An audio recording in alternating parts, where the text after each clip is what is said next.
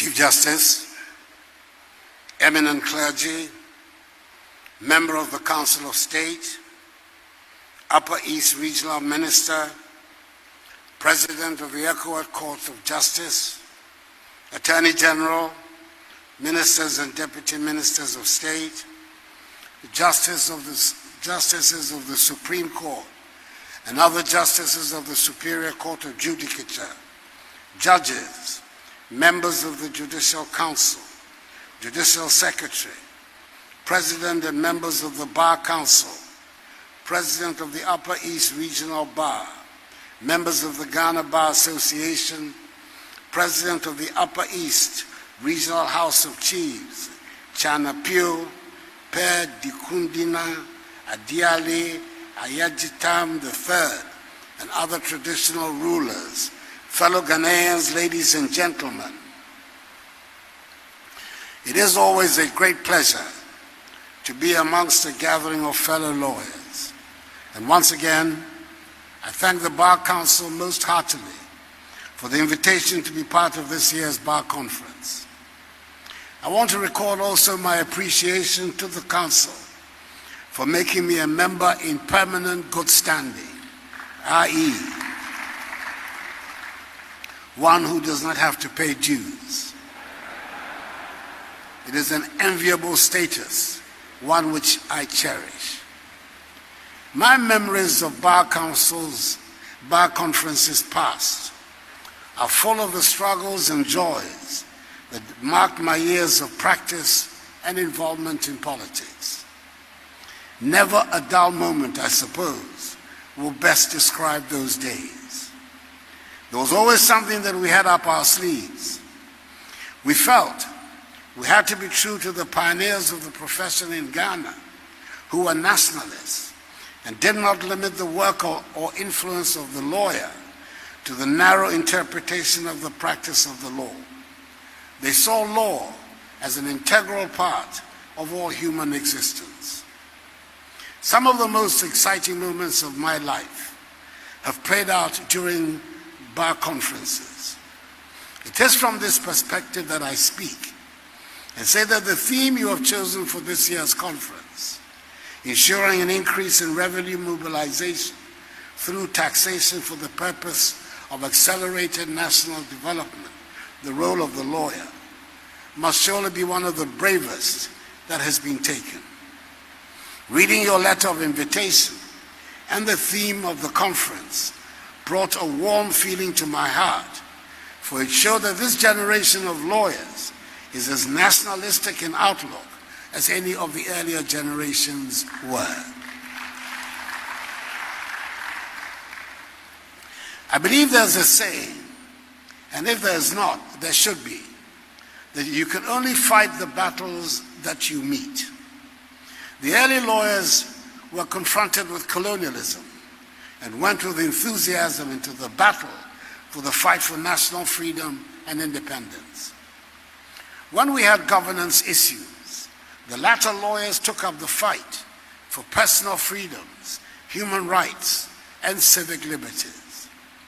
Bar conferences became concerned with constitutional rule, freedom of the press, independence of the judiciary, and other matters that were of paramount concern and interest to the citizens who wanted to live under a governance structure that was insulated from authoritarian rule, whether of the one-party, union government, or military variety.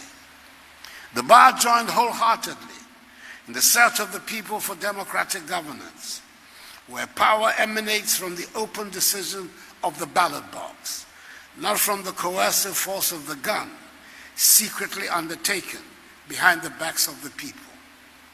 Next year will mark the 30th anniversary of the historic choice made by the Ghanaian people on 28 April 1992, when in the referendum of that day, they expressed overwhelmingly by a 92.6% margin their commitment to democratic governance under a constitution that guarantees the full enjoyment of fundamental human rights and civic liberties.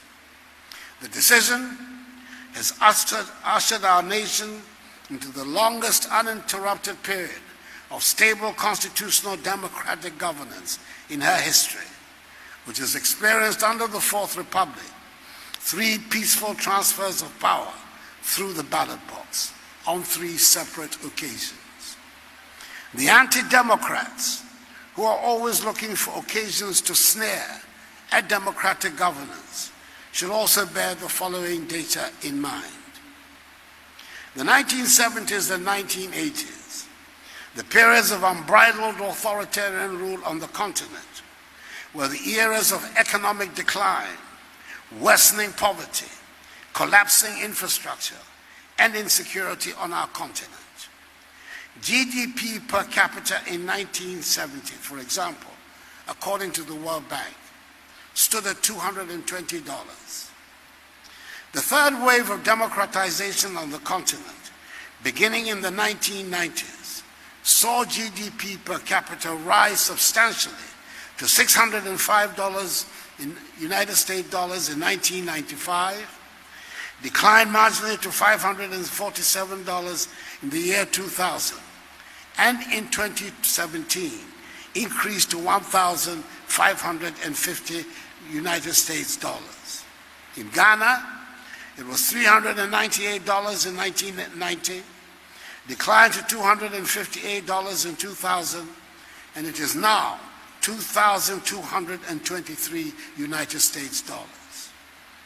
Another key index of human development, life expectancy at birth, was estimated by the World Bank at 45 years in 1970 in sub-Saharan Africa. By 1990, this had increased to 50 years, and in 2019, life expectancy at birth on the continent was 61 years.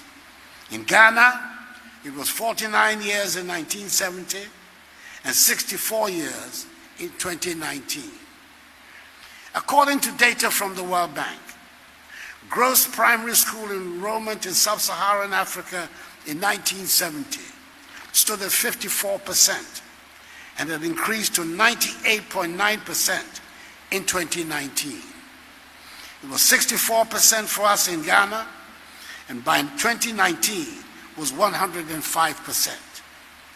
The implementation of the free senior high school policy has brought 1.2 million Ghanaian children into the education ecosystem, the highest number of students in secondary school in Ghana's history, 400,000 of whom would otherwise have been excluded.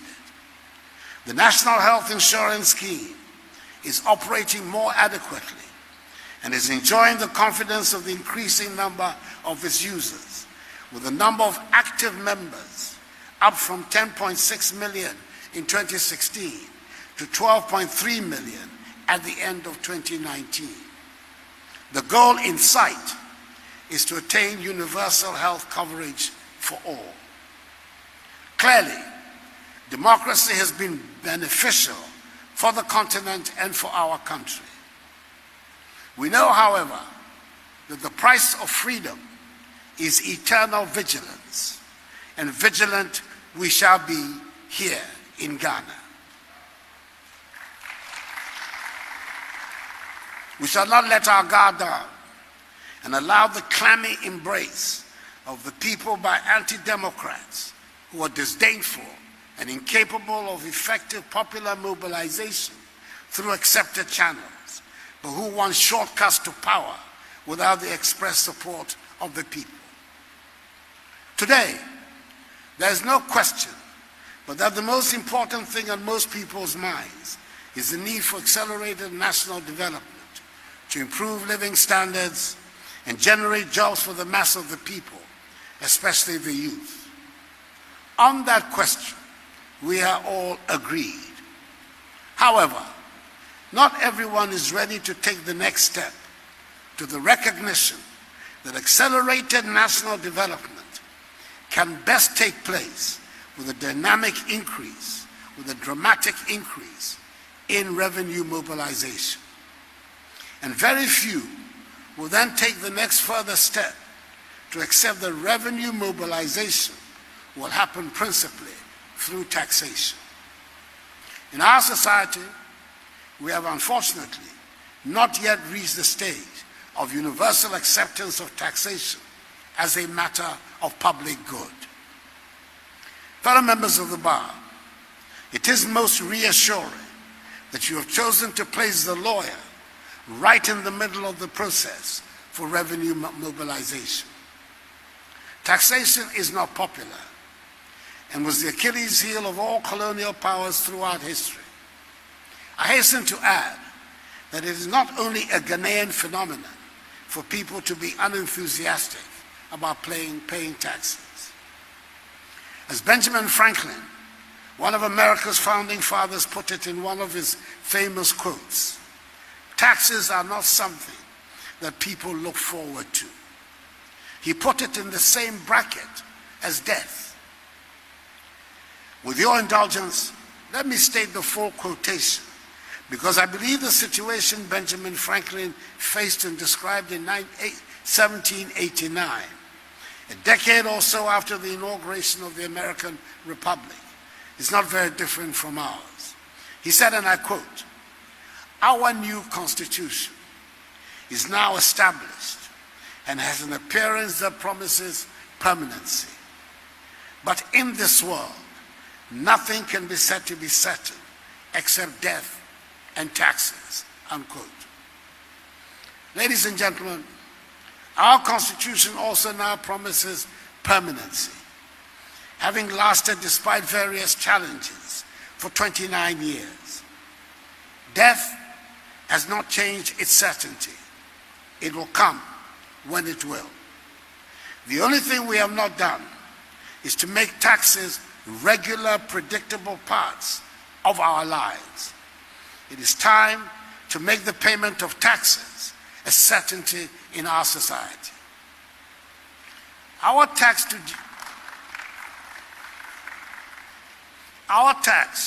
to GDP ratio of 14.3% compares unfavorably with our peers the world over. The average tax to GDP ratio in West Africa stands at 18%. And indeed, the recommended ratio for West Africa for ECOWAS member states is at least 20%. The average for OECD countries is 34%.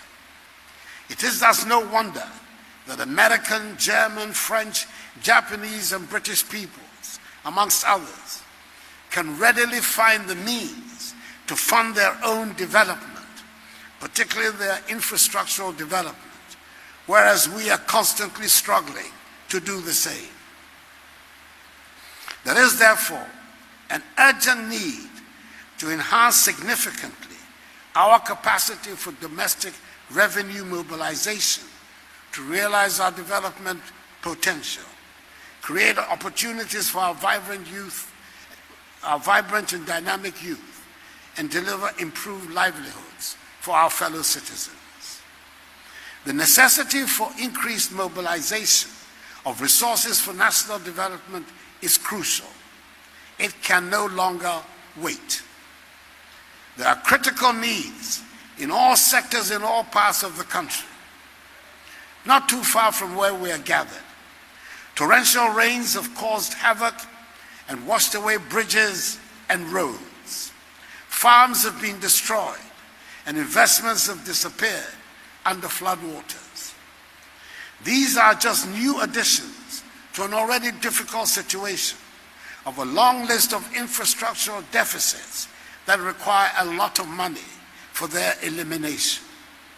COVID-19 has brought extra devastation to our economies, and we have not seen the end of it to be able to say we can start counting our losses. The only certainty we do have is that we need a lot of resources to engender the rebuilding of the economy.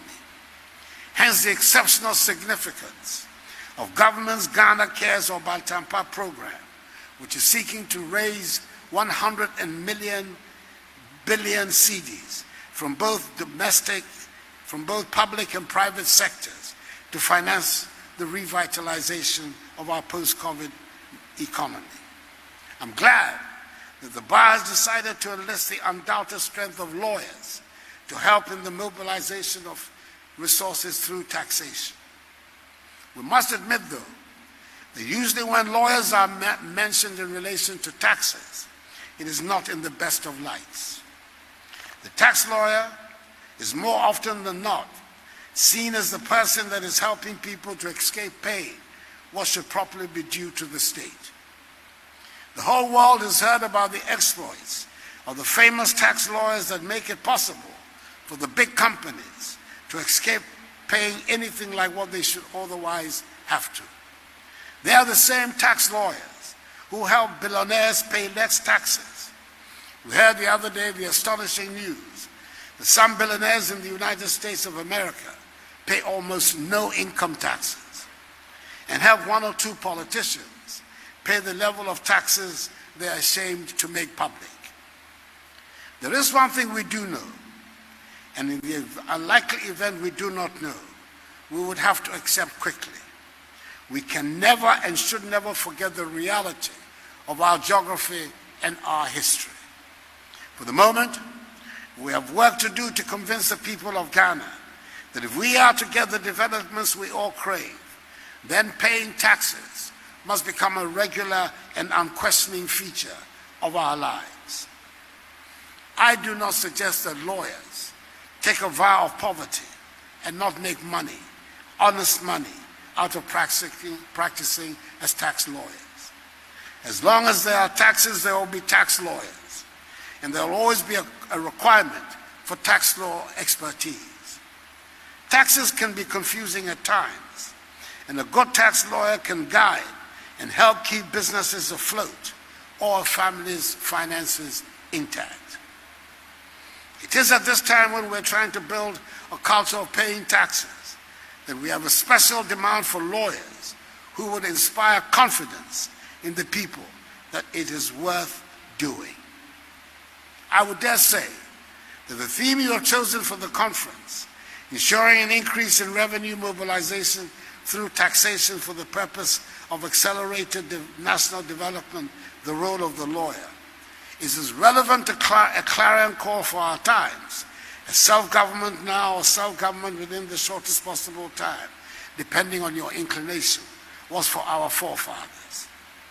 64 years after we achieved our independence, nobody needs to tell us that today's battle cry is indeed for accelerated national development. And it is heartening that within its finest tradition, the bar, as usual, is taking the lead in this important national exercise. Having spoken at length about how far-sighted it is for the bar to have taken this decision to support efforts to increase revenue mobilization through taxation, I trust I'll be allowed to go a step further into more uncomfortable territory.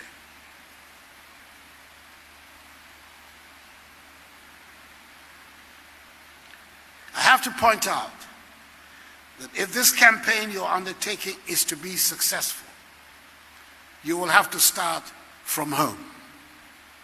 Mr. Outgoing President of the Bar, I'm afraid there's no easy way of putting this. You will have to start from getting members of the bar to pay their taxes. The record of lawyers in paying taxes has been historically poor. It is unfortunate, but a most unpleasant fact that members of the professions in our country have not been known to set a good example when it comes to paying taxes. They appear to think that being members of the learned professions put them above complying with everyday civic duties, like paying taxes. It is embarrassing that lawyers are often at the top of the list of those who flout our tax laws and use their expertise to avoid paying taxes. The Ghana Revenue Authority has told a disturbing story about what it discovered earlier this year when it started working with the Registrar General's Department and the National Identification Authority. It found that there are some 60,000 professionals working in the country who are totally outside the purview of the tax authorities. These professionals are lawyers, they are accountants, they are doctors, they are engineers, they are surveyors, they are architects. In other words, they are part of the crème de la crème of Ghanaian society, and they do not pay taxes. They will soon be receiving friendly phone calls from the tax authority. I sincerely hope that those involved would move swiftly to regularize their tax affairs before the GRA moves to crack the whip. Indeed, prior to my coming to office in 2017, only a small proportion of our population, i.e., some 750,000 people, was registered by GRA with tax identification numbers 10. As a result of the effective rollout of the National Identification Card, spearheaded by one of our own, the Ibalian Kenatifwa, which has been integrated with GRA to form the TIN number, we now have a taxable population of some 15.5 million people in just 4 years. Government has introduced other measures that make it easy for institutions and individual taxpayers to be compliant. These include implementing initiatives such as revenue assurance and compliance enforcement, RACE, Ghana.gov, paperless port, the National ID Ghana card, digital property and address system, and cashless system. These policy interventions are running smoothly, and I urge you to take advantage of these innovations to regularize your tax affairs and advise your clients to do the same. The Integrated Customs Management System, ICOMS, at our ports has been introduced to facilitate trade and block revenue leakages. Already, despite the initial opposition of vested interests, it is paying dividends. Customs revenue, prior to the implementation of ICOMS, for the period June 2019 to May 2020, stood at 11.25 billion cedis. Between June 2020, the start of ICOMS, and May 2021, teething challenges, ill-considered propaganda, and the impact of COVID-19 on global trade notwithstanding, customs revenue has increased by 27.6% to 14.36 billion cedis.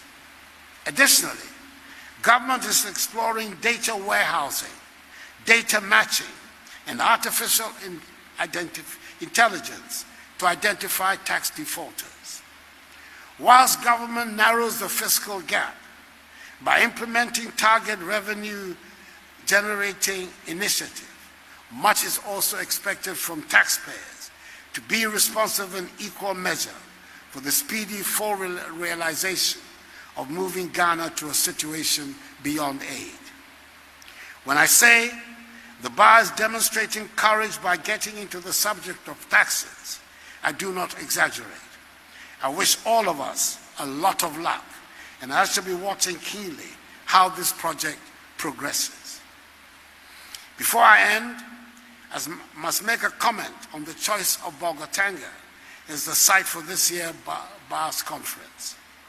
It is the third time in my recollection that the conference is being held in the northern sector of our country, after Tamale in 2000 and 2010. I congratulate you for venturing out of your comfort zone and coming to Bolgatanga, even though there's in fact nothing difficult about the location of the conference. I see